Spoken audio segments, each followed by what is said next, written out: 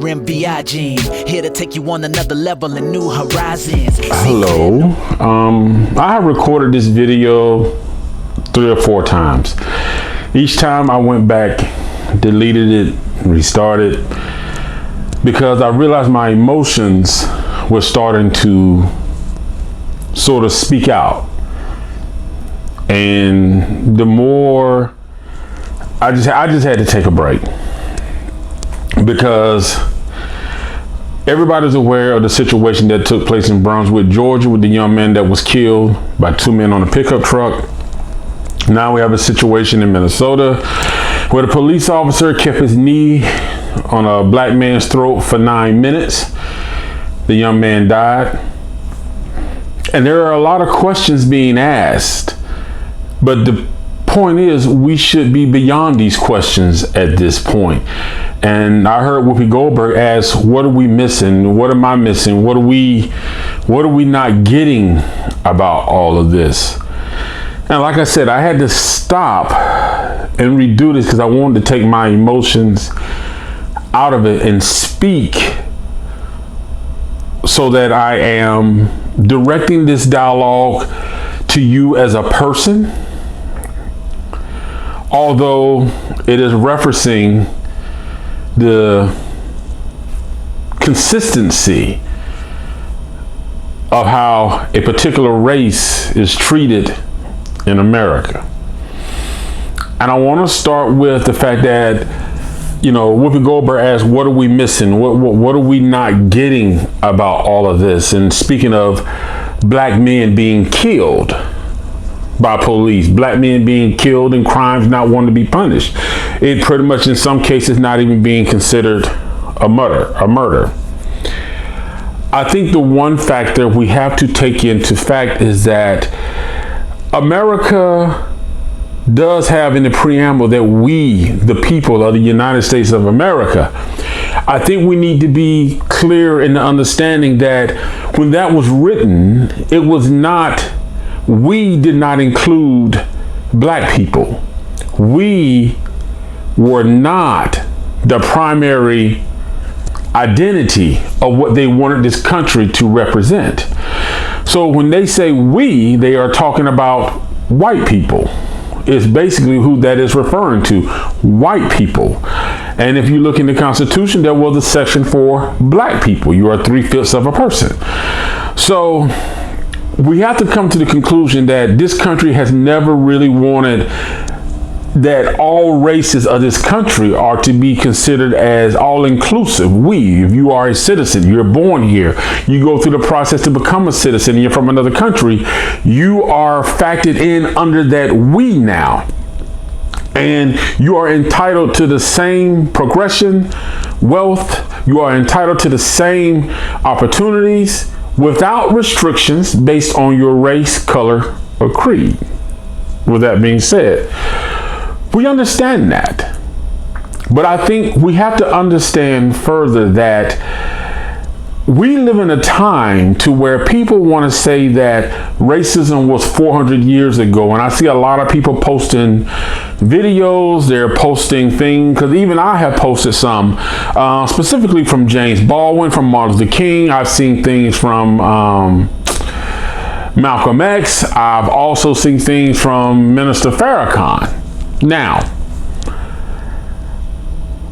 people will often respond, why are you posting videos from 1960s, 1980s? Why are you posting things from 1825? Why are you posting quotes and things from the 1900s, 1800s, 1700s? These quotes are being posted because they are representing the fact that the same issues and struggles that encompass African Americans as they were here in this country, those same struggles are now being done now. In the way that African Americans were being castrated, they are also being castrated now. It is a different form. It is now a corporate castration versus a physical castration. And sometimes the castration is life itself. So in that terms, and if you want to, sort of emphasize that way, you can say castration can mean life, or it can mean economically. So today, black people are still being castrated. It is just that the reality has changed, but the terminology and actions by means it is being done has evolved. To where they can no longer hang you from a tree, they can no longer take you out by the lake and shoot you or run your car off the road and nothing is done in some cases. Now they use the corporate environment to castrate you. They use the job to castrate you. They use relationships to castrate you. They use loans, bank accounts. I mean, it's different ways you can be castrated as a person. So with that being said, I just wanted to hit on the fact that that is why African Americans have progressed, but have not fully progressed. We have been allowed progression with restrictions. You know, to obtain wealth means, yes, we will allow you to have wealth, allow you to be famous, people to recognize you and see you, but it's with restrictions, and those restrictions come with control. And that's why you will see a lot of celebrities, when it comes to certain things, they'll text, but that's it. They're not active. They're proactive in texting, but they're not proactive within physically being in the community. So, I mean, that's something I'll get into that later, because that is a major issue with me with a lot of celebrities. But here's the key thing that here's the key message I want to convey in this. A lot of people don't understand what it is to be a black man. A lot of people don't understand what it is to exist and live in this world as a black man. And I want to try to bring some insight to you to understand that as a black man, we do live in social terror. We do. We live in social terror. Now, some of you may say, what are you talking about? This is not the 1960s. It might as well be, because it's pretty darn close. I want you to understand something, because a black man today living in social terror, it doesn't mean that he's a wimp. It doesn't mean that he's afraid, or that he's, this scared person hiding behind a rock. The social terror today is very similar to that of the 60s. As a black man, I do not feel comfortable that I can go out and eat and turn off my antennas and just enjoy something at a restaurant. If I'm walking into a building, or if I'm walking into a place, I have to be conscious. My antennas have to be up and alert to what is going on all the way around me. How many white people in here? If I'm going to the bathroom and there's a white person going, you ever seen the bathroom where there's a men's restroom here, a men's restroom here, a woman restroom here? I might put a little map up. Restroom here, and you walk in. If there's a white woman walking in, I would normally just kind of stop, wait, let her go in. And it's not because I'm afraid. It's the fact that I don't want to be accused of anything. If I see an elevator and there's like pretty much, just white women or white kids getting on, there you go. I'll catch the next one. Because black men have to be mindful, even if we're not. I mean, there's no ill intent. There is no desire. We don't want your white women. We don't want your white kids. I just want to get to this floor so I can go to work. I just want to get to this floor so I can conduct my business. I just want to sit down and eat and enjoy a meal, but I cannot turn off my antennas of what is going on in my environment. Whereas white people can do that. White people can go to a restaurant, sit down, turn their antennas off, laugh, joke. Black people have to be mindful, specifically black men. Black men have to be very conscious of everything they do. Just to have you're sitting down somewhere and you can be reading, police drives by, you have to be conscious. You have to sit up. You're slouched down, you're reading the book, you may have to sit up and just look like you don't even know what you're trying to look like. But you can't sit the way you were sitting. You can't eat the way you were eating. You know, if you're stopped somewhere, you're just looking at your phone and the police drive by and he comes driving back up, you got to move. You can't stand in that one spot. It's a sidewalk. It's a public sidewalk. You can't stand there for more than 3 seconds. There are things that black men have to be so conscious of that people don't realize. Because the slightest phone call can get you killed. Now, I think you heard about the lady Karen who called the police on the guy in the park. We've all had that happen. And that is the common scenario of how it goes. A white woman starts talking loud. They insinuate that as a black person, African American. Police hear black African American, and all of a sudden, they are going into high alert. They're already expecting that it's going to be a fight, it's going to be a shooting, somebody's going to die, and it's going to be that black man, simply because the call came over the radio as a black person. And you know what? They know what they're doing when they make those phone calls. That's why I say black men live in a society of social terror in America.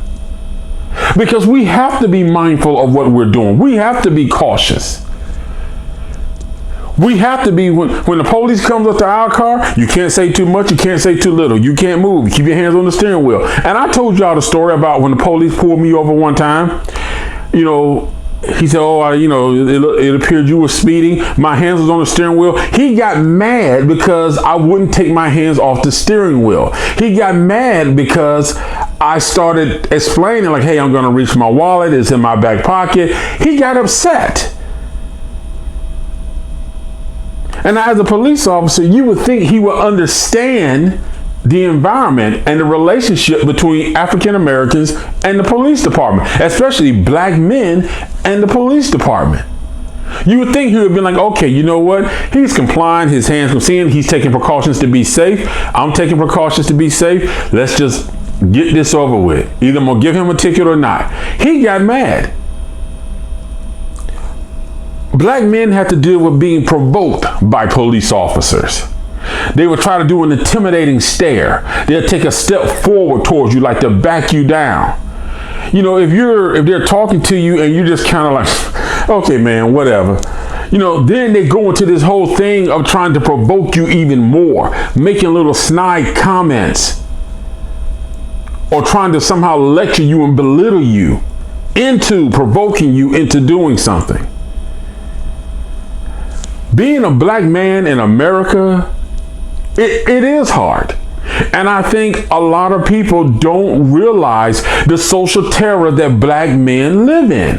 Having to constantly think every day, from the moment you're in your house to the moment you walk out your door, your social antennas don't shut down. They can't. Especially when you're on the job. Your social antenna is up high. When I lived in Fayetteville, Georgia, I walked into a Chick-fil-A restaurant one day. It was on a Sunday. And the person I went, she said, hey, I got to go to the bathroom. I said, okay. So she walked, they had like these little billboard things up, so you couldn't really see the side sitting area. She walked over there and she walked back out. Because I thought you was going to the bathroom. She's like, no. So I walked over there to kind of see. It was a bunch of old white people, and when they saw a black person walk through there, literally, you could tell they wanted to get up and start shooting. I told her, go ahead and go to the bathroom. I'll stand right here and wait till you come out. They stared her down all the way to the bathroom, and then they stared me down the whole time I was there. Black people live in social terror. I can tell you stories that you'll probably say, oh, no, you don't understand the things that black people go through. When I was a young child, now my grandmother, William Hollis, raised us that you love, you don't hate. You don't hate. But I was around about the age of 5 or 6 when I had my first experience, when I realized that white people hate you. That's when me and my cousins were playing this little woods behind the house, and these white guys started chasing us, and they caught me. He was calling me a nigger and all this. Nigga, don't come back here. Nigga, we'll kill you. Nigga this, nigga that. My grandmother, they went and got my grandmother. She came out of the house with a rifle, and they took off.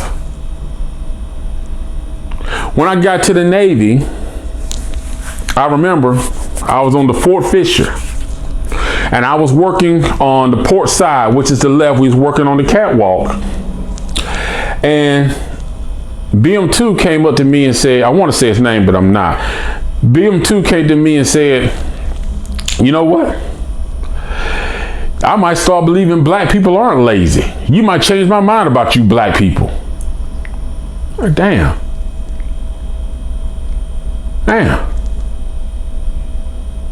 Okay. There's plenty of stories. I can tell you how I was in elementary school. I was the black person reading.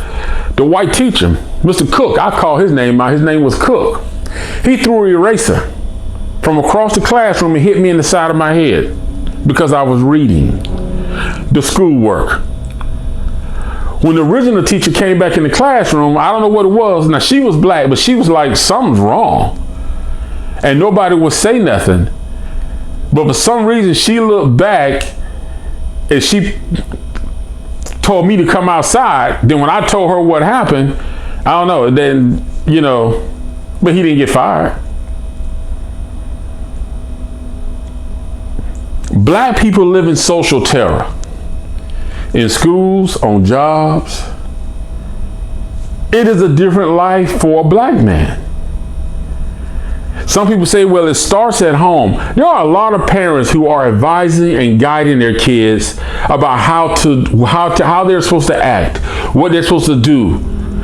But the only thing is, you can't control what happens when you get out in the world. When that child gets out into the world, now he can only be accountable for himself. Because here's the thing. When it comes to black people, I hear a lot of celebrities, people saying, well, it starts at home. So does it not start at home for white people too? Are white people not going to teach their kids how to get along with people that are not white? How to live with people that are not white? How not to discriminate? How not to hate? You want black parents to teach their kids, be peaceful, be loving, don't hate nobody. But then no one's telling white people, stop teaching your kids to discriminate. If a black person is fired from a job, he's more likely gone. But that goes into the difference of how social terror for black people, and I'm, specifically saying black men, comes into effect.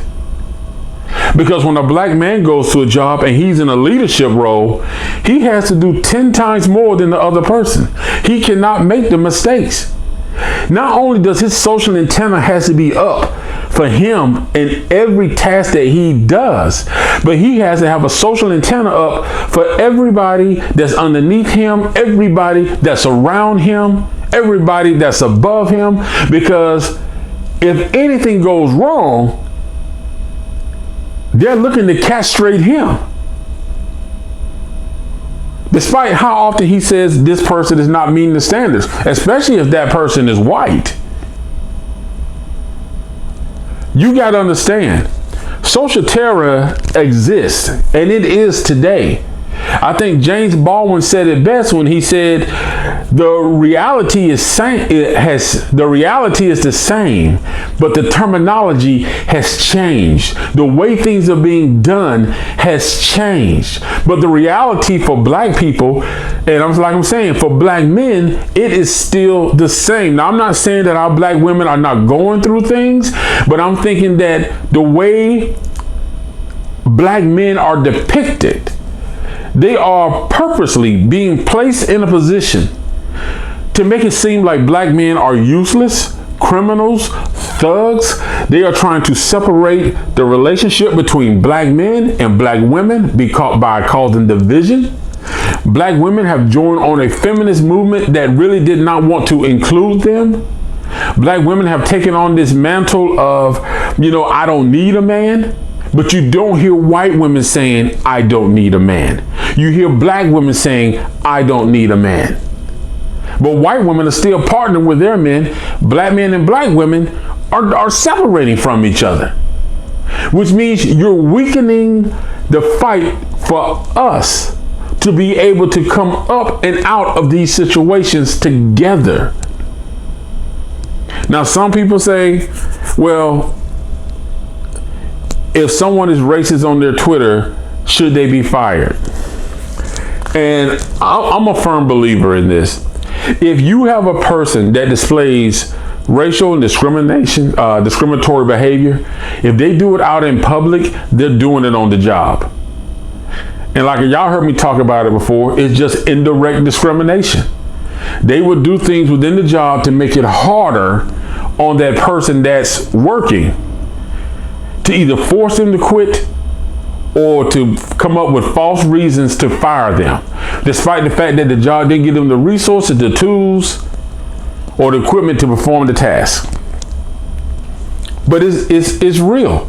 Social terror for black men is real. And I don't know how to convey it, because for some of you, you say, well, you know what? I don't do all that when I go to a restaurant. I don't worry about who in there eating. I don't worry about who gets on the elevator. Most real black men are concerned. They are concerned. Because there have been times I've walked up to an elevator and been like, you know what? I'll pass. I walked into restaurants and been like, nah, I'm good. I think I told you before, I used to wear a shirt. Well, I still wear it. I'm not going to stop wearing it. I used to wear a shirt that says for Bennett College. I bought one of the shirts because I wanted to help support the fact that they were trying to maintain their accreditation. So when people saw the hashtag Bennett College on the, I stand with Bennett on the back of the shirt, white people now, they all assumed that it was something negative about a crime or drugs or somebody that was involved in something, free somebody from jail. And I heard them talking. I didn't say nothing. But I will give this one white lady credit who did ask me, what does hashtag I stand with Bennett mean? And when I told her, she was like, oh, I had no clue.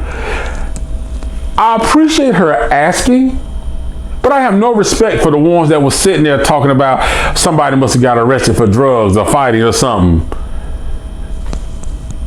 Black people, we have to keep our antennas up. We have to. We have to keep our antennas up to what is around in our environment. That is the America that has been created for us. Because we cannot trust what is being said. We cannot trust what most people say they're going to do. Politicians will say whatever they want to say that they think is going to make us feel good during election times, to make it feel like, oh, we're going to give black people reparations. Give me your vote. Oh, we're going to create a law to stop all these fake phone calls about black people, and we're going to call it a hate crime. Yeah, vote for me. They'll say whatever needs to be said to get the vote, but nothing will ever take place. And that brings me into why we have so many riots going on today, because the white community has not been listening. They have not been listening. They are the ones that's in power. They are the ones that primarily control the government. And I know a lot of people say, well, Obama was president and none of this happened. I messed with the mic. Obama as president, the president does not have all-saying power.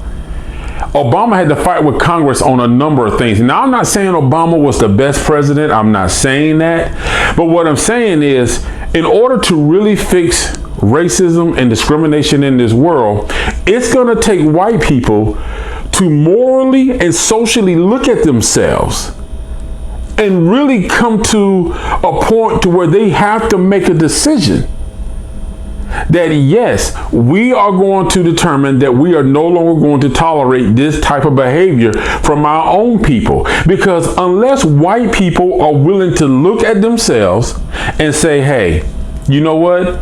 This racism stuff got to stop. If you go online and look up in your state the number of white supremacist organizations, most of you would really be surprised. You will really be surprised how many white supremacist organizations there are. And the thing about it is, until we get to the point to where we don't need those organizations are not being supported, because I don't need them. No black person need them. But when those organizations feel like they don't have the support of the white community, you're not going to stop racism. James Baldwin said it best. White people need to ask themselves, why do they need a nigger in the first place? Because I'm not a nigger, I'm a man. What is it that makes you look at a black person and think you're better? What is it that makes you look at a black person and feel that you're privileged? And you do see white people who feel like they are privileged. You see it when you go to the store. It's like they'll come right in front of you and just stop. They see you looking at something. They won't say, excuse me. They'll just stop, but they're white. And they feel like, I'm white. You need to move. You need to open the door. I don't have to show you respect. I don't have to show you courtesy. That is just a big part of white privilege. White privilege feels like they are entitled. They're entitled to jobs. They're entitled to you showing that you are beneath them, that you are acknowledging their presence. You know, white privilege is, I'm going to call the police, and you know what? They're going to come get you, black guy.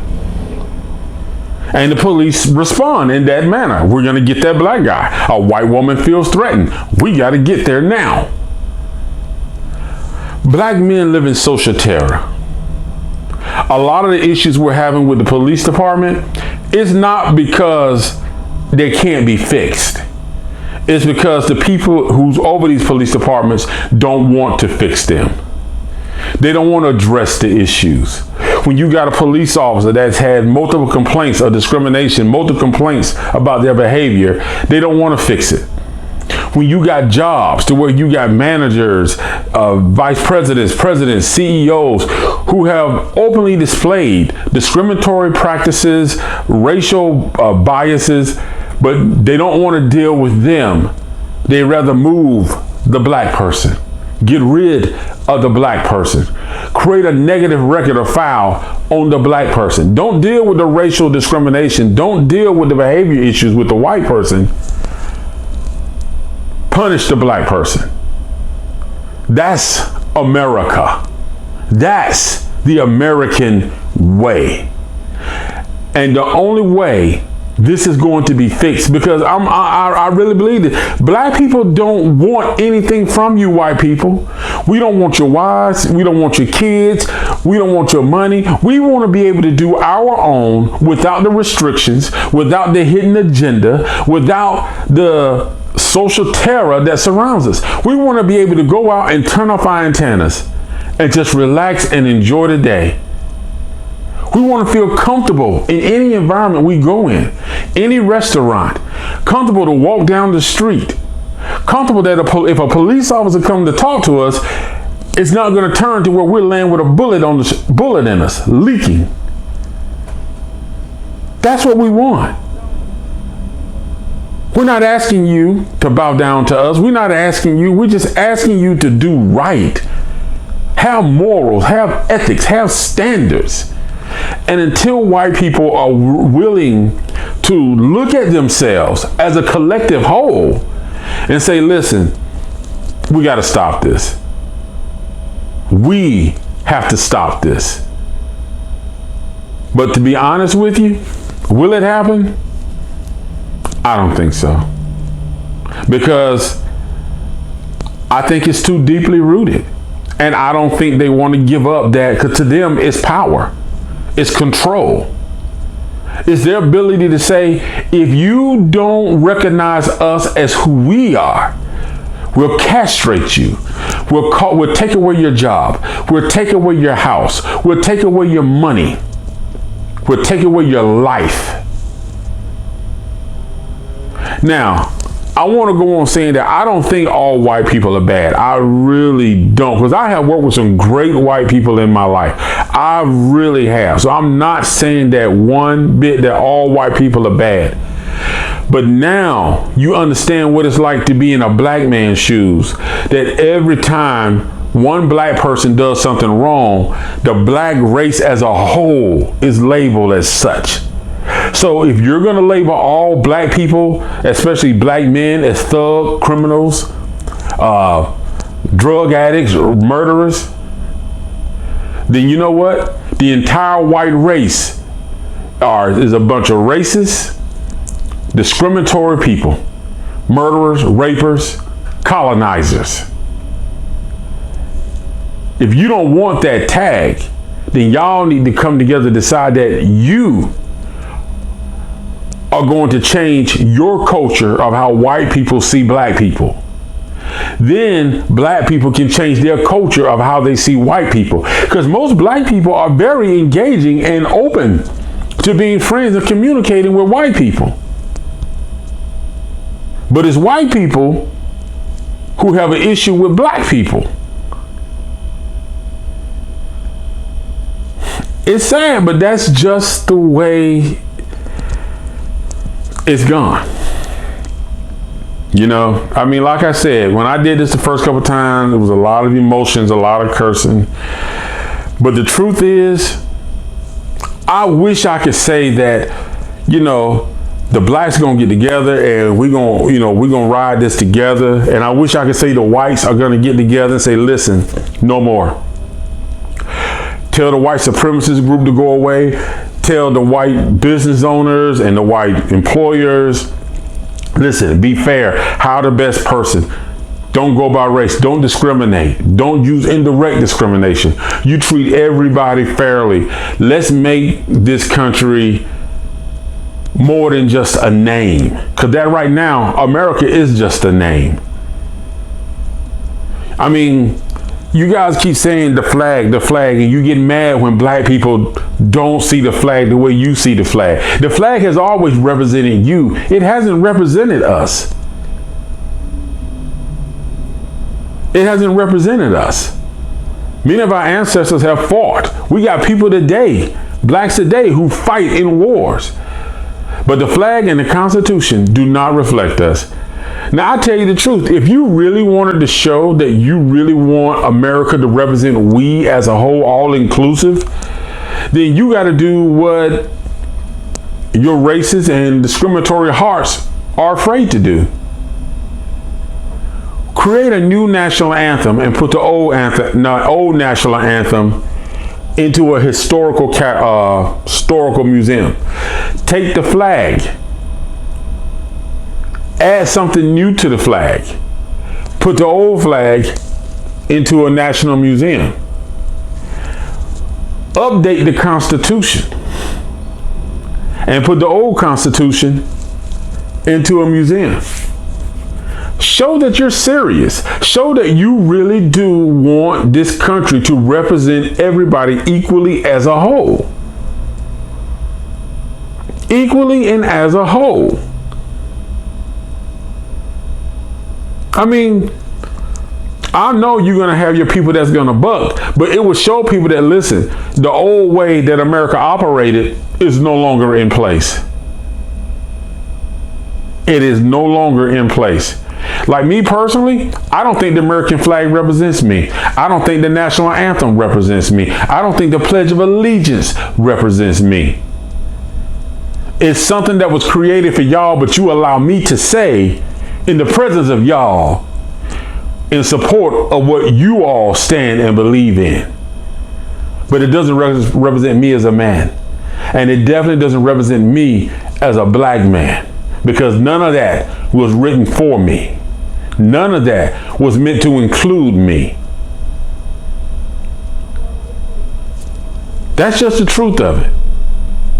No matter whether you like it or not, that's the reality of this black man. A message, let him revitalize you. It's time to tune in. This here's so fire. Empower your voice to inspire. Yeah, RMBI Gene.